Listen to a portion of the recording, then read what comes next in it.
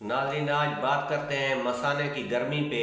تو ناظرین سب سے پہلے مثانے کی گرمی کے حوالے سے میں آپ کو بتاتا چلوں، مثانے کی گرمی کی جو علامات ہیں، پیشاب جو ہے جلن کے ساتھ آتا ہے اور چھوٹے پیشاب کرنے میں جو ہے بہت زیادہ سوزش محسوس ہوتی ہے، جلن محسوس ہوتی ہے۔ یہ جلن محسوس ہونا مثانے کی گرمی کی پہلی علامت ہے۔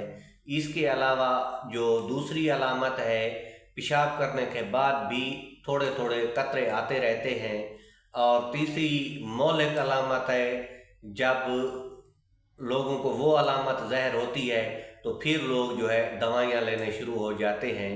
وہ جو علامت ہے ٹائمنگ کی کمی، یعنی کہ ٹھہراؤ بالکل ختم ہو جاتا ہے، اور یہ جو ٹھہراؤ ہے انسان کے کنٹرول میں بھی نہیں ہوتا۔ عموماً ٹھہراؤ انسان کے کنٹرول میں ہوتا ہے، لیکن اگر مثانے کی گرمی ہو گئی ہو تو ٹھہراؤ جو ہے یہ آپ کے کنٹرول نہیں رہتا۔ آپ اپنی مرضی کے مطابق جو ہے خارج نہیں ہو سکتے، یعنی کہ آپ کا خیال بنے یا نہ بنے، آپ کے جسم سے جو ہے منی جو ہے مباشرت کے وقت اچانک ہی خارج ہو جایا کرتی ہے۔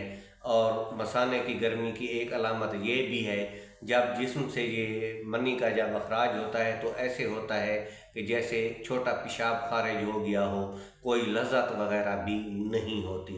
عموماً جب اس کا اخراج ہوتا ہے تو بہت مزہ آتا ہے، لیکن اگر مثانے میں گرمی ہو تو تب جو ہے مزہ بھی نہیں آتا۔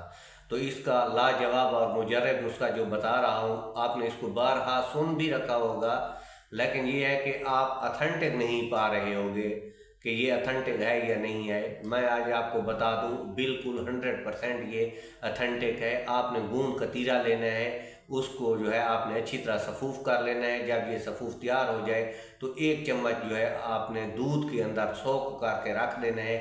صبح آپ نے گوند کتیرا بھی کھا لینا ہے، وہی دودھ بھی پی لینا ہے۔ چند دنوں میں جو ہے مثانے کی گرمی ختم ہو جائے گی۔ بہترین اور لاجواب چیز ہے، اس سے ٹھہراؤ بھی ہو جاتا ہے، ٹائمنگ کا مسئلہ بھی حل ہو جاتا ہے۔ لوگ گھبراتے ہیں کیونکہ یہ ٹوٹکا ہے، یہ کام کرے گا، یہ نہیں کرے گا۔ یہ سب دواؤں سے جو ہے اعلیٰ قسم کی دوائی ہے اور یہ پائیدار نسخہ ہے۔ اس کو عورتیں بھی استعمال کر سکتی ہیں جن کو لکوریا ہو۔